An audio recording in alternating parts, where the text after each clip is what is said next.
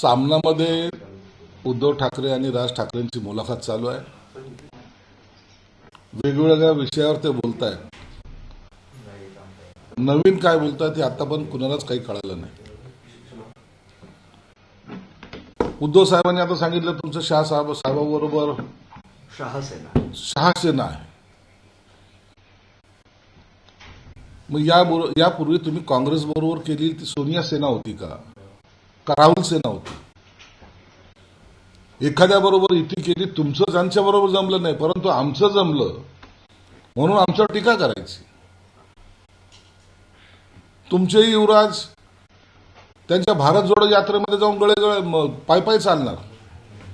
तुमचे ते विश्व विख्यात प्रवक्ते काश्मीरला जाऊन त्यांची गळाभेट घेणार. टीका करताना कमीत कमी आपल्या बुडाखाली काय जळतंय याची सुद्धा काळजी केली पाहिजे ना.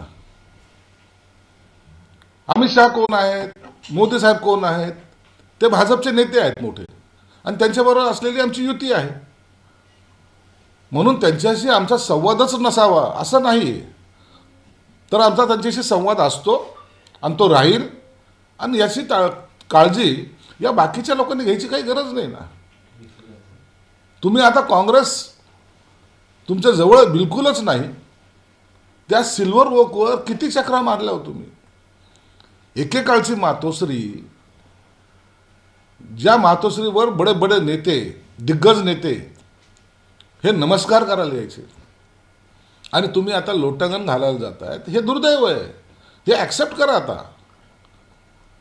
म्हणून इतरांवर टीका करण्यापेक्षा आपण आपल्या पक्षाकडे पाहिलेलं नाही केव्हाही चांगलं. आणखी एक वाक्य आहे, मुंबईत चोरांच्या युतीची सत्ता नको. उद्धव आता चोर हे ठरवणार, मुलाखतीतला आहे, मुंबईकर हे ठरवणार. आता माझी मुंबई नाही सकाळी, कारण की मी संभाजीनगरला राहतो ना, मग माझी मुंबई नाही का? मराठी माणूस कोण याचं सर्टिफिकेट हेच देणार. आणि मग त्याच्याबरोबर मुंबईमधल्या खड्ड्याची जबाबदारी तुम्ही घ्या ना. मराठी माणूस 25-30 वर्षात मुंबईच्या बाहेर गेलाय, हे तुमच्या चुकीमुळं. हे ऍक्सेप्ट करा ना. या अदानी 30 वर्षापूर्वी जन्माला नव्हता आला. तुम्ही अनेक अदानी त्यावेळेला जन्माला घातलेले, त्याच्यामुळे मुंबईकर बाहेर गेला. हे तुम्ही मानलं पाहिजे ना, का नाही? तुमचे कॉन्ट्रॅक्टर ठेकेदार कोण होते, बिल्डर कोण होते? मुळात तुमची अडचण अशी आहे की मुंबई तुमच्या हातातून आता निसटलेली आहे, हे तुम्हाला जाणीव झालेली. मराठी माणसाला सुद्धा ही जाणीव झाली की हे लोक आपल्याला दरवेळेला इमोशनल करून मुंबई महाराष्ट्रापासून तोडणार, मराठी माणूस असं हद्दपार होणार, मराठी माणसाचं अस्तित्व संपवणार, अशा ज्या काही तुम्ही काय भंपक गोष्टी करतायत ना, त्याला आता मराठी माणसांनी समजून घेतलेलं आहे. म्हणून आता मुंबई हातातून जाण्याच्या भीतीने हे असे वेगवेगळे स्टेटमेंट त्यांच्याकडून होतात. हेच असंच एक स्टेटमेंट, तुम्ही पुन्हा जर सत्ता आली तर मुंबईचं बॉम्बे कराल. आता हा काय जोक झाला की नाही? हा मुंबईचं बॉम्बे करायला हा किती मोठा विनोद आहे हा. अहो, एवढ्या मोठ्या नेत्याने असे कसे स्टेटमेंट करतात हे लोक? कुणाची हिंमत आहे का असं काही? आणि मग कशासाठी लढा दिला? त्याच्यात भाजप नव्हते, त्याच्यात शिवसेना नव्हती, सर्वच होतो ना आपण. आणि नामकरण करायचं काय? खास कशाला, कुणाला आहे? हा, एखाद्या वेळेला तुमच्याकडून होऊ शकतं, कारण की तुम्हाला आजकाल मुसा चालतात, तुम्हाला तुमच्या रॅलीमध्ये आणखी बाकीचे लोक चालतात, त्याच्यामुळे तुम्ही करू शकतात. परंतु आम्ही मुंबईच ठेवणार आणि मुंबई हीच आमचा प्राण आहे. आता यावरून असं झालं की बॉम्बे नावाचा एक ढाबा होता, त्यावर मनसैनिकांनी हल्ला करून तोडफोड केली, बॅनर फाडले. तिकडेच मुंबईतच सगळे चालतं. हे किरकोळ घटना करणं म्हणजे बॉम्बे चालतात. कोणी कोणाचं काय नाव ठेवलं आणि कोणत्या नावाने त्यांची हॉटेल चालती, ज्याच्यावर जर आक्षेप असेल तर त्या घटनेला इतकं गांभीर्याने घेण्यासारखं नाही. आजपासून ठाकरे बंधूंच्या सभा होत आहेत नाशिकमध्ये. संयुक्तिक पहिली सभा त्यांची आहे. पहिल्यांदा इतिहासामध्ये दोघं भाऊ एकत्र येऊन एका स्टेजवर बोलत आहे. याचा अर्थ असा होतो की आता उद्धव ठाकरेची क्रेज संपलेली आहे, त्यांना आता साथीदार हवा आहे, म्हणून ती सभा होते. वेगळं काही नाही, वेगळं पण काहीच नाही आहे. आणि मला वाटतं ठरल्याप्रमाणे ती सभा म्हणजे पहिली जी गर्दी होत होती त्यापेक्षा काहीतरी दुप्पट तिप्पट गर्दी होईल असं काही समजण्याचं कारण नाही. आणि तेच मुद्दे, तोच विषय आणि तेच टोमणे यापेक्षा त्या सभेला जास्त महत्त्व प्राप्त होणार नाही. परळीमध्ये तुमची आणि MIMची युती झाली अशा प्रकारचं ट्विट अंबादास दानवेंनी केलं आहे. आणि आता भाजपानंतर शिवसेना देखील MIM सोबत परळीमध्ये गेल्याचं पाहायला मिळतं गटनेत्याने. त्यांना थोडी अधुरी माहिती, जास्त माहिती घ्या, चौकस बुद्धी तुमची. MIMवर आमच्यासारखं कडवटपणे कोणीही बोलत नाही महाराष्ट्रात, तुमचीसुद्धा हिंमत नाही. आणि म्हणून MIM हे आम्हाला मताचे जोगे मागायला तुम्ही जात आहेत. संभाजीनगरमध्ये जे काही 12चे उभे केलेत ना तुम्ही, 12 ते बघा. हा. तुमचं हिंदुत्व कुठं चाललं आहे ते 12 उभे करून त्याच्याकडे लक्ष द्या. आम्ही कधी MIM येत आमच्या कोसं दूर राहणार, कधी त्यांच्याबरोबर नाही युती. एवढं मात्र निश्चित, आम्ही MIMला महाराष्ट्रातून हद्दपार करणार. गटनेता तर तुमचा MIM एकत्र येऊनच बनवलाय परळीमध्ये. नाही, आमचा गटनेता त्यांच्यामुळं नाही बनलेला.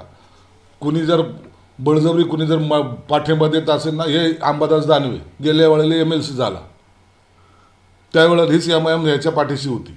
म्हणून यांनी आम्हाला शिकू नये. कालचं मुख्यमंत्र्यांचं एक विधान आहे, संभाजीनगरमध्ये माझी महायुती करायची तयारी होती, मी संजय शिरसाट यांच्याशी बोललो, मात्र त्यांच्याच पक्षात 2 गट झाले होते आणि त्यामुळे दुर्दैवानं रागारागात तुम्ही युती तोडली. आता तुटली ठीक आहे, पण आम्ही मित्रपक्ष, पण नंबर 1 आम्हीच असणार, महापौर भाजपचाच असेल. हे बघा, मी स्पष्टपणे सांगितलेलं आहे की त्या दिवशी शेवटची बैठक, वर्षावर मुख्यमंत्री आणि उपमुख्यमंत्री होते, त्यांच्याशी मी माझ्या घरातून संवाद साधत होतो सकाळी 3:45-4 वाजेपर्यंत. एखाद्या जागेचा तिढा होता, मुख्यमंत्र्यांनी मला विनंती केली, शिरसाट माझं ऐकावं लागेल. मी त्यांचं ऐकलं. अखेर मुख्यमंत्री आहेत, सन्मान हा ठेवावा लागेल, मी तो ठेवला. परंतु त्याच्यानंतरची जी काही परिस्थिती, सकाळी जो भाजपकडून प्रस्ताव येणार होता त्यामध्ये भाजपच्या स्थानिक नेत्यांनी खोडा घातला, त्याचा पुरावा माझ्याकडे आहे. कदाचित काल मुख्यमंत्र्याला त्यांनी काही चुकीची माहिती दिली असेल, परंतु आता निवडणुकीचा काळ आहे. हे निवडणूक झाल्यानंतर मी मुख्यमंत्री साहेबाला त्यांनी दिलेला प्रस्ताव मी पुन्हा एकदा त्यांना दाखवेल. त्यांचा गैरसमज जर झाला असेल, आमच्यात काय गट होते, तट होते, भांडण होतं, हा विषय बाजूला, परंतु त्यांनी दिलेल्या शब्दाचं पालन मी केलं, भाजपच्या स्थानिक नेत्यांनी केलं नाही, हे तेवढं सत्य आहे. पण ते म्हणतात मोठा पक्ष आम्हीच, महापौरही आमचं.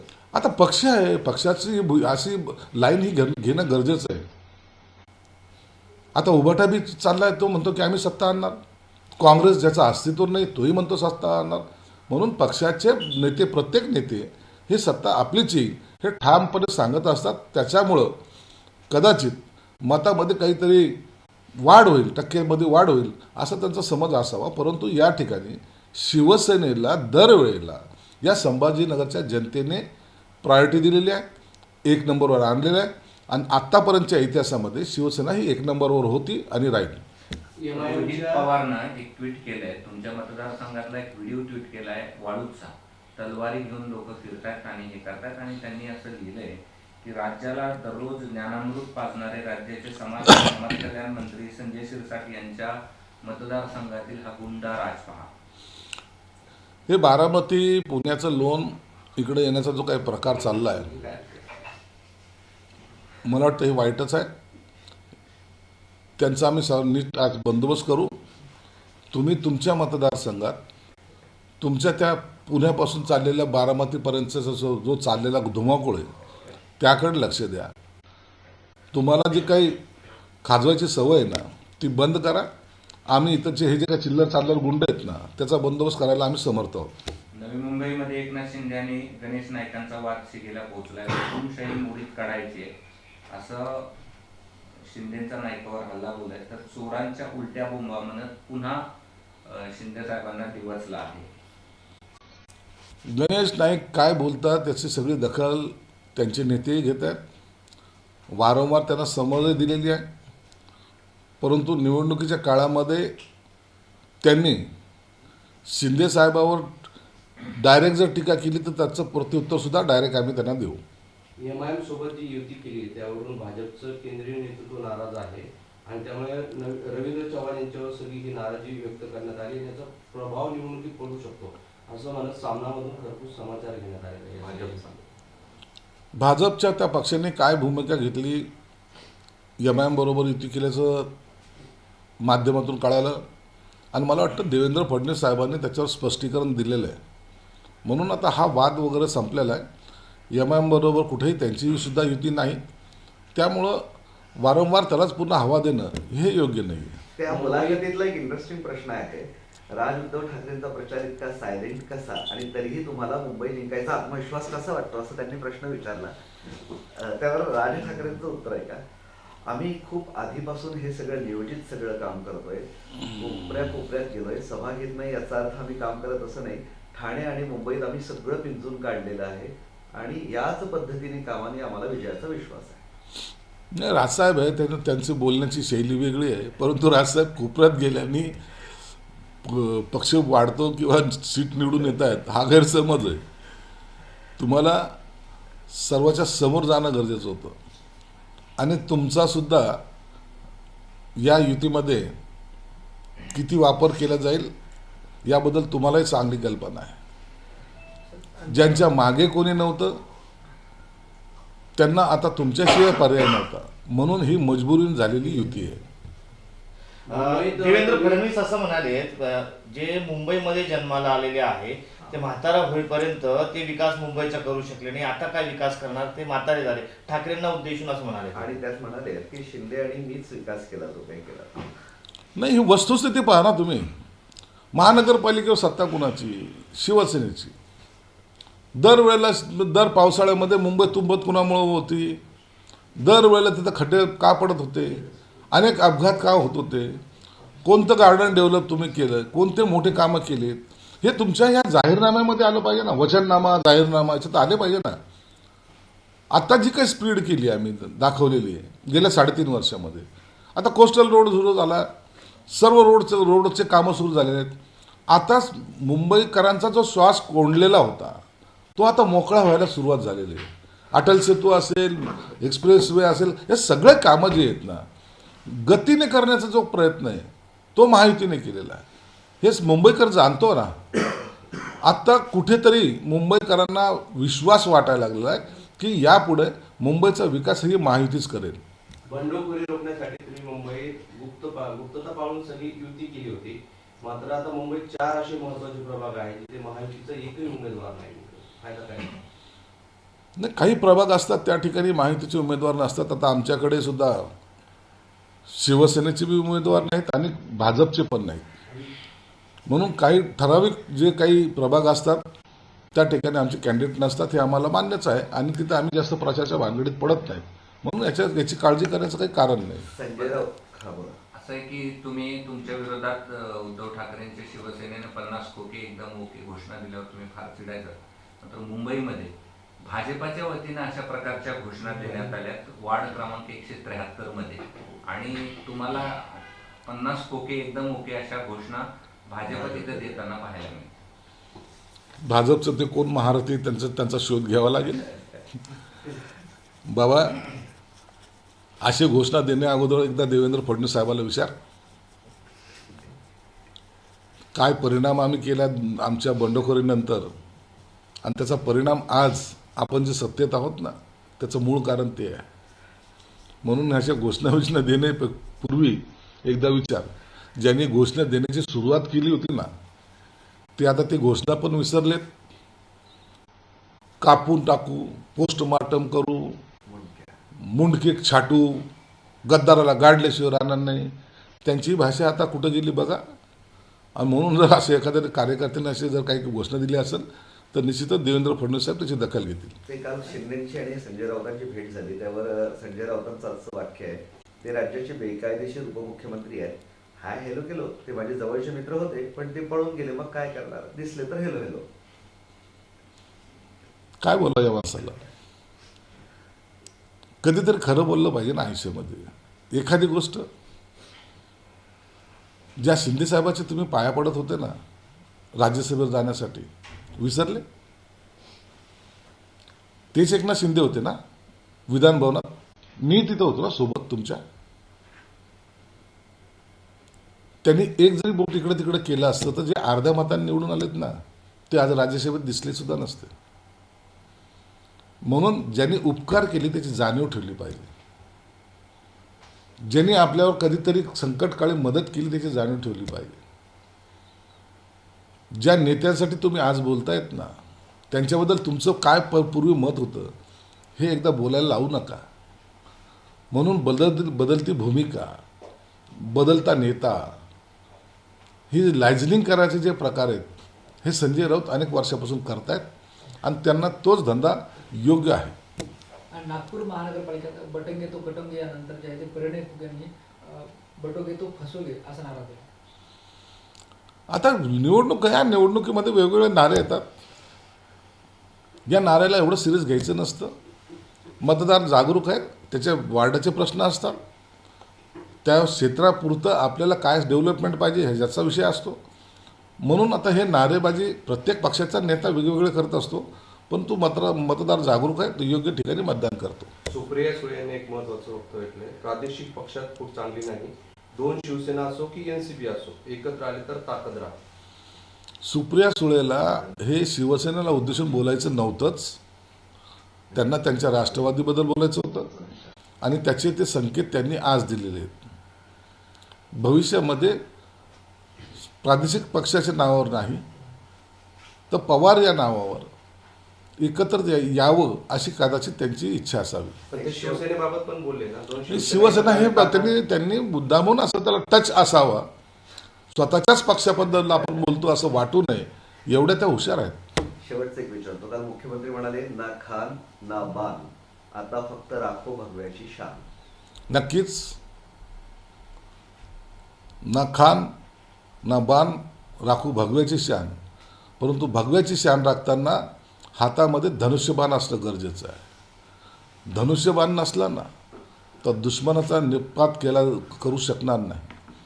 म्हणून आपल्याकडे डोळे वटारणाऱ्याला, आपल्या भगव्याला खाली उतरवणाऱ्याला जर गाडायचं असेल तर धनुष्यबाण हा हाती असावाच लागतो. हा विजयाचा बाबा शिवसेनेचा असेल की भाजपचा? महापौर बोलले, महापौर हा शिवसेनेचाच होईल. चला. बरं, एक याला जोडणाच आहे की त्यांनी काल बोलताना असंही म्हटलं की निवडणुकानंतर युती होईल असे संकेत त्यांनी दिले आहे प्रत्येक. जो भगव्यासाठी एकत्र यायला तयार असेल त्या प्रत्येकाला सोबत घेऊ. तो पक्ष कुठलाही असू द्या. आमची तीच भूमिका आहे. जो भगव्यासाठी आमच्या बरोबर येईल त्यांना आम्ही बरोबर घेऊ.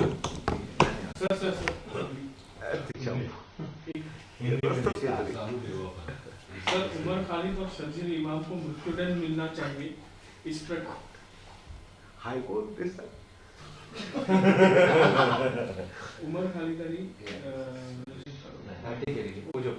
सर, उमर खालिद को और शर्जील इमाम को मृत्युदंड मिलना चाहिए, इस प्रकार की डिमांड जो है जगत गुरु रामभद्र सिंह की. देखिए जो भी चालू नहीं करा हद तरीके हाँ सर, उमर खालिद और शर्जील इमाम को मृत्युदंड मिलना चाहिए, इसकी मांग जो है जगत गुरु रामचंद्र की. देखिए जो भी देश के खिलाफ काम करेगा, कोई भी कौम का वो हो, किसको भी बिलोंग करता हो, अगर देश के खिलाफ जाता है तो उसको तो फांसी देना चाहिए. ऐसा नहीं है कि पर्टिकुलर कोई लोग ही देश के खिलाफ कार्रवाई करते. तो इसके पहले भी बहुत सारे ऐसे बड़े नेता थे जिसने देश के खिलाफ कार्रवाई की थी और उनको भी सज़ा दी गई थी. इसलिए वो धर्मगुरु ने जो कहा है शायद वो इसी के वजह से कहा होगा कि उन्होंने देश के खिलाफ अगर कुछ बात की होगी उसकी वजह से उन्होंने बयान दिया होगा. सर, तुर्कमान गेट मस्जिद पर जो है कांग्रेस के पूर्व मंत्री सलमान खुर्शीद ने कहा है कि जो अवैध है उस पर कार्रवाई हुई है, सरकार को धन्यवाद देना चाहिए और जो हुआ है वो कानून के हिसाब से सही हुआ है. डेवलपमेंट के अंदर जो इलीगल भले मस्जिद हो मंदिर हो आना नहीं चाहिए. और सलमान खुर्शीद जो कांग्रेस के वरिष्ठ नेता है उन्होंने इस बात को पुष्टि दी. इसका मतलब है वो भी चाहते कि डेवलपमेंट में चाहे मस्जिद हो या मंदिर हो वो आना नहीं चाहिए. ये उनकी भूमिका बहुत स्वागतार्थ है, उनका हम स्वागत करते हैं. अंबादास दानवे साहब ने ट्वीट किया है कि परली में आपकी और एमआईएम की युति हुई है, आपको मुबारक। अरे उनको कुछ पता भी नहीं रहता है। वो रात को नींद में से उठ के, उनको भी संजय राउत जैसी आदत पड़ी है, उठते हैं और कुछ भी बकते हैं। एमआईएम का सबसे ज़्यादा कट्टर विरोधक है वो शिवसेना है, और शिवसेना ऐसी बातों को कभी ना यकीन करती है ना युति करती है।